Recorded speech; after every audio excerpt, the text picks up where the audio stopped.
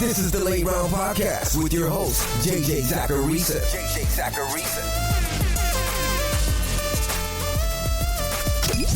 What's up, everyone? It's JJ Zacharisa, and in this episode 981 of the Late Round Fantasy Football Podcast,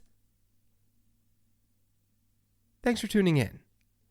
Before getting to the mailbag questions this week, I want to send another reminder about the Late Round Prospect Guide. The guide's 160 pages of nerdy prospect information. You get to know what goes into my prospect and year 2 models. You'll get write-ups on 80 running back and wide receiver prospects. There's about 40 year 2 profile write-ups too. There's rankings and tiers and so much more. Best of all, it's updated after the draft, like immediately after the NFL draft.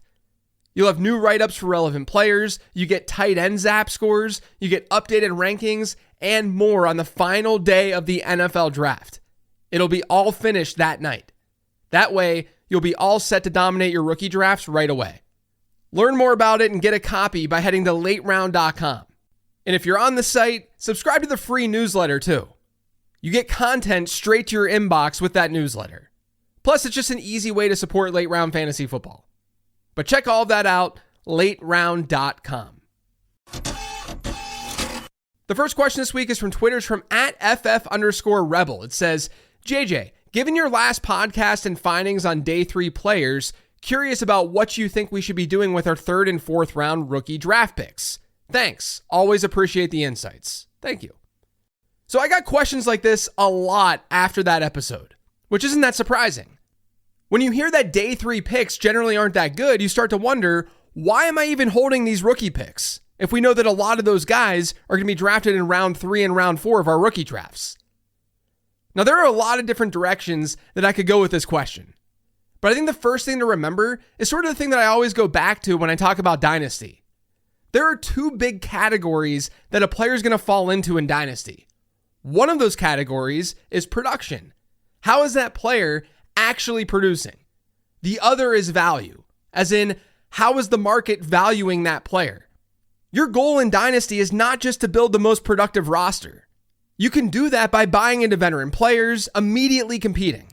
It's to also build the most valuable roster, because that way you have a shot to be competitive year in and year out. Younger players who haven't had their big breakout are players who hold a lot of value, but they don't have as much production. But Derrick Henry, we know he's likely going to be productive next year, but that doesn't match his value because he's 31 years old. Now, with the study that I did earlier in the week, I only looked at the production side of things. Even if a player doesn't hit a high production ceiling, you can still gain value with that player. Like, look at Jalen McMillan. McMillan was a day 2 pick, sure, but he was a round 3 player in rookie drafts. He was wide receiver 30 earlier this offseason when I shouted him out on this podcast as a sell candidate. According to Keep Trade Cut, you can still trade Jalen McMillan for Devontae Adams straight up. He's being valued that way strictly due to the fact that there's potential with his profile. The odds of Jalen McMillan actually hitting 14 or more PPR points per game this year or next year, even if you're bullish, those odds aren't amazing. It's obviously possible, but it's not necessarily likely. Even still, you can flip him for a potential wide receiver 1 here in 2025. And the only reason you can do that is because you took a 3rd round draft pick, you selected a player who performed well but not great, and you watched his value rise. McMillan gave us a stretch of strong performances last year, but he still hasn't given fantasy managers some huge season yet, right? What I'm getting at is fantasy football is just as much about the micro actions as it is the macro ones. You can still extract value from round 3 and round 4 rookie picks if you're a decent evaluator who knows what to look for. Now, of course, a lot of those picks are going to inevitably fail, but the market knows that. And that brings up another key point here, which is probably the biggest point. You're not going to get a super great contributor for a 3rd or a 4th round pick. Like right now, a mid-3rd round pick, according to Keep Trade Cut, is getting you Demario Douglas or Josh Palmer. Neither one of those guys is likely going to win you a fantasy championship. Their odds of getting to 12, 14 PPR points per game, it's arguably worse than the odds that I talked about earlier this week. It's just that people think in terms of safety as opposed to upside. In other words, your median outcome for a third or fourth round pick in a rookie draft, it might be worse than Josh Palmer. But the ceiling is still better than Josh Palmer. Because remember, we still have players emerging from those rounds, even if they're emerging at a really low rate. To me, the stuff that I talked about earlier this week was more so about how you're valuing players within a particular rookie draft. To make sure that you're grounded with your evaluations. To not fall in love with a guy, see him go on day 3, and not change your evaluation. Because draft capital matters. And when it comes to these day 3 picks, the difference in draft capital from one player to the next has been mostly meaningless. As I said earlier this week, and I wrote about this in the newsletter this week too, when looking at day 3 picks and when looking at their rookie draft ADPs from 2017 to 2022, there's been zero correlation between where a player was drafted in a rookie draft and how well that player performed during his first 3 years of his career. Now, if you want to apply this more directly to your rookie drafts and sort of the strategy in your rookie drafts, I would say that taking like a late third round pick, where you know there's only going to be day 3 choices, turning that late third into 2/4, that increases your odds of hitting on that one special day 3 player that year. In other words, we know that there's not much correlation between how we're drafting these day 3 players and how they perform. So if someone in your league is just really wanting a day 3 player and they want to trade up into round 3, they want to get that player and they're willing to give you multiple 4th rounders. As long as your rosters are deep, as long as you can hold on to those players, you should consider that. Because the odds of a 4th rounder hitting versus a late 3rd rounder hitting, it's not that different. And so if you're getting multiple stabs at a day 3 pick, you're increasing your odds of getting a hit. That's how I would look at this. I'm not trading away all of my 3rd and 4th round picks because the hit rates are low. Because hit rates are going to be low for anything that I get in return. I'm just recognizing that we're usually not great as a consensus at figuring out who that day 3 hit is going to be. This next question is from Twitter. It's from @FFandBrews. It says, listening to McShay, there are 18 draft grade running backs this year, and it's the best class possibly ever. Should the focus turn from draft capital to landing spot for running backs this year? I think it's being compared to the 2017 draft, and Aaron Jones went to Green Bay in the late 5th. Yeah, look, I sent a newsletter out about this a few weeks ago, about how this class doesn't just look like the 2017 class because it's loaded. It looks like the 2017 class because that class had a lot of good marks in the ZAP model, just like this one does. And we didn't see anything super funky with that class when it came to day 1 and day 2 picks. Like, we didn't see an amazing amount of day 2 selections that year. We've had other classes over the last 15 years with more day 1 and day 2 picks at running back. More than 2017. And right now, today, via NFLMockDraftDatabase.com, it's looking very similar with projected draft capital for these guys versus what we saw in 2017. But regarding your question and turning our focus from draft capital to landing spot, I don't know exactly what that means, but my answer is probably don't do that. Draft capital is more important than landing spot. Obviously, a 2nd rounder is better than a 5th rounder. If you're in a position where you're staring at 2 day 3 picks, when one has a good landing spot, the other one doesn't, even if the player with the bad landing spot has the better ZAP score, I might lean with the lower ZAP score if that landing spot's a little bit better. Look at everything I've talked about on the show over the last week about day 3 picks. We know there's a lot of volatility there. So sure, lean into the better landing spot. But like anything else, don't use landing spot to dictate where you're drafting these guys completely.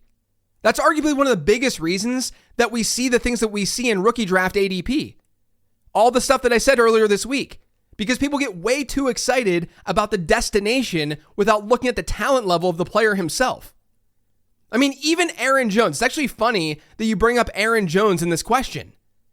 Anyone who's been following my work for years, you know that I was an Aaron Jones truther when he came out of college. And this was before the ZAP model, before I started modeling prospects. He just had a crazy good production profile. I actually remember tweeting when he started getting more work in the Packers offense. I think it was a primetime game, maybe a Thursday night game, and I was sitting there tweeting with excitement because I liked him as a prospect. He finally was getting his opportunity. And like I said, that was before the Zap model. In the Zap model now, Jones has one of the best day 3 profiles that you're going to find. But the reason I say that it's funny that you bring him up with this particular question is that he was 3rd on his depth chart entering the season that year. The Packers drafted Jamal Williams ahead of Aaron Jones in the exact same draft. And Ty Montgomery was on that team too. Jones was 3rd on the depth chart. Sure, there wasn't a stud there, but it's not like Jones was seen as someone who had this fantastic landing spot. I really don't think that looking at one single hit on day 3 from a deep class tells you anything at all. In fact, if you look at that draft, the other big day 3 hit was Chris Carson. Not only did he come from nowhere, which again plays into what I said earlier this week about day 3 picks, but Chris Carson was not walking into an obvious situation for immediate production. We had a lot of hits from that class, but it wasn't just landing spot driven. In fact, I'd argue that none of it was obviously landing spot driven. I mean, James Conner was picked to a team that had Le'Veon Bell on it. You should always consider landing spot with any player. I don't think this class being loaded, though, means that you should consider it more. Lead with talent, lead with your talent evaluation. And that should include draft capital. And then go from there, as you do any other year. This next question is from Twitter. It's from @nom_FF. It says, not seeing a ton of Jaden Higgins talk, but if New England addresses offensive line at pick 4, very possible if Hunter or Carter aren't there, then he could very easily end up hearing his name called there early day 2. As a Drake May manager, is there a better wide receiver at the top of round 2 for New England? So I think Higgins is a really good fit for New England in round 2. Mina Kimes actually sent out a tweet this week after Stephon Diggs signed in New England. She said, quote, Diggs was quite good last year before he got hurt. Top 3 in ESPN's wide receiver score and 4th in catches under 20 yards. Reliable short and intermediate target for Drake May. They still need size and speed on the perimeter, which I agree with totally. I think Diggs can still probably move all around the formation, but having a true big perimeter threat who can get down the field would be huge for the Patriots. And I responded to Mina's tweet saying, Jaden Higgins in round 2, and then I had a GIF attached to it. The Zap model really likes both Jaden Higgins and Jalen Knoll. They both went to Iowa State. Knoll had a Randall Cobb comp in the prospect guide. One of Jaden Higgins' comps was Nico Collins. He's sort of a size speed freak. They're built similarly. They both had similar breakout scores, and Higgins sort of beat out Collins in most metrics from a production standpoint. That doesn't mean that he's better. It just means his collegiate production in his best season, it did look better than Nico Collins. But age-adjusted production, breakout score, the main metric for wide receivers, very similar between Jaden Higgins and Nico Collins. But obviously Nico Collins, given how he's performed, it's more of a higher-end comp for Jaden Higgins. But that's what we're talking about here. That's the ceiling aspect. And like I said, Higgins would make a ton of sense for the Patriots. That's exactly the kind of player that offense needs. The next question is from Lurking Bears fan on Blue Sky. It says, saw a couple of interesting narrative comps for Omarion Hampton this year. He's neighbors to Genty's Marvin Harrison Jr., just in that the generational guy has legitimate competition as top prospect. The other one is he's Gibbs to Genty's Bijan, and that Hampton will go much higher than people think, maybe even top 15. Are these fair? So I don't think they're totally fair, but they're not totally unfair either. I think what's fair is that Hampton may go a lot higher than people think. There's a real chance he climbs into the teens when some are still expecting day 2 capital. That would shock a lot of people. But let's just look at this from a Zap model's perspective. As you guys know, the model preferred neighbors to Marvin Harrison Jr. last year. It wasn't by much, but he was right there technically ahead of him. Everyone would have thought that Marvin Harrison Jr. would have been well ahead of Malik Neighbors. That wasn't the case. They basically had the exact same score. And then go to the Gibbs and Bijan thing. Now, I've revamped the model. The model actually now has Gibbs ahead of Bijan. Now, I had Bijan ahead of Gibbs when that draft class was drafted. And when we're talking about elite players like this, we're really splitting hairs. Like, there's not some massive difference. But that's the point here, right? There wasn't a big difference in the model between Neighbors and Marvin Harrison Jr. There wasn't some big difference even before the model changes. There wasn't a big difference between Gibbs and Bijan Robinson. I think the only way we don't see more than a point difference in ZAP score, which is more than what Neighbors and Harrison saw and Gibbs and Bijan saw, the only way there isn't more than a point difference between Genty and Hampton is if Genty slips in the draft and Hampton goes a lot higher than expected. I think it would be pretty shocking if Genty goes after Omarion Hampton. And Genty's marks in the model, they look so good that that's what it would take for Hampton to potentially leapfrog him. And I say potentially because he still might not, even if he had better draft capital. But like right now, let's say that Genty goes 10th to the Bears, Hampton goes 12th to the Cowboys. In that scenario, Genty would have a 99 score in the ZAP model. Hampton's score would be 98.3. That's basically the one scenario where the narratives that you're referring to would make sense. But to me, that's the high-end outcome for Hampton. It's probably like a 30th to 50th percentile outcome for Ashton Genty. Because people are talking about Genty going 6th overall. And look, I like Hampton a lot. I literally did an email blast last week with the subject line, Omarion Hampton is him. I think Hampton is in a tier of his own, ahead of the Ohio State guys, ahead of Caleb Johnson. I just don't think that he's in Genty's tier. The last question this week is from Twitter's from @DynastyDude99. It says, who are some rookies that you're higher on than the consensus, and or who are some round 3 or 4 players you're targeting in rookie drafts? So when I do the prospect guide each year, I write up the whole entire thing. I do prospect profiles. This year, like I said earlier, I did 80 write-ups. And then after it's all done, I do my rankings. And then once those rankings are done, I finally compare them to what the consensus is saying. And this year, there were definitely some players that I thought were ranked way too low by the consensus, at least according to what I'm seeing over on Keep Trade Cut. Now, since you're asking about round 3, round 4 rookies, which I assume you mean from rookie drafts, I'll focus on guys who are sort of past the 24th overall pick on Keep Trade Cut right now. And I'll look at Superflex leagues just to give myself a little bit more room to talk about some guys that I like to talk about. First, like I said earlier, I like both Iowa State wide receivers.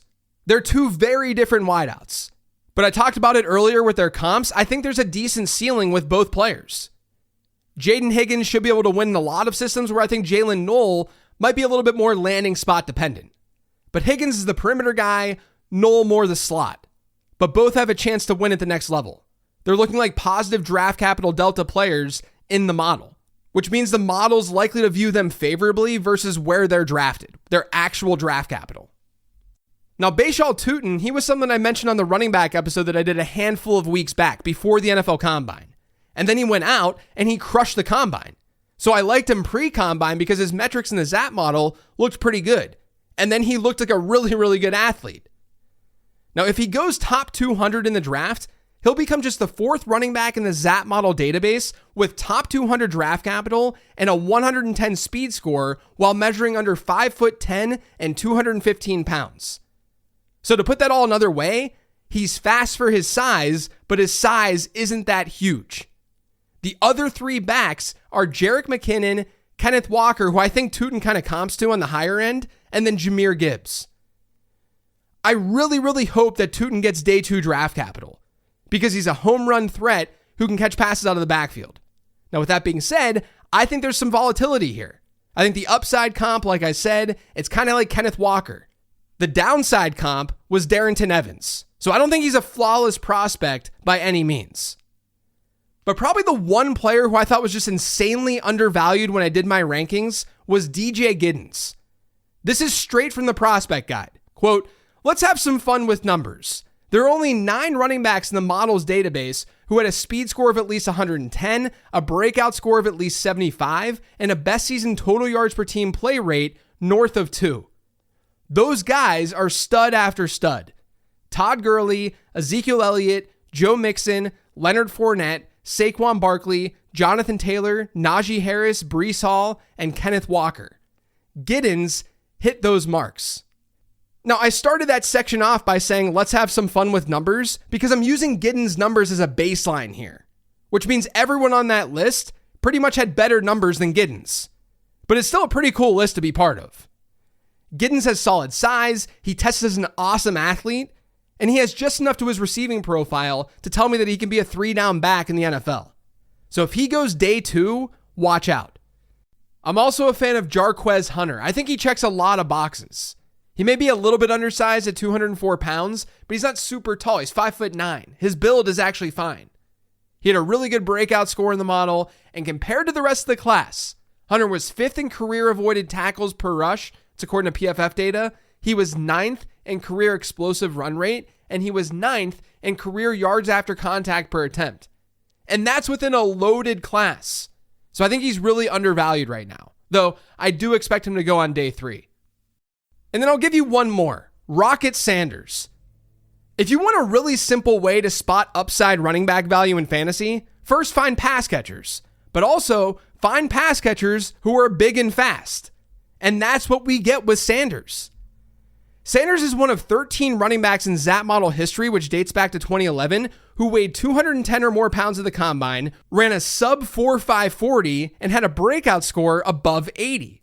For those of you who don't know, breakout score at running back is based on receiving yards per team pass attempt. So it's a pass catching metric. The other 12 backs are Charles Sims, CJ Prosise, Jeremy McNichols, Kalen Ballage, not good so far, but then it's DeMarco Murray, Saquon Barkley, Antonio Gibson, DeAndre Swift, Jonathan Taylor, Breece Hall, Kenneth Walker, and Bijan Robinson.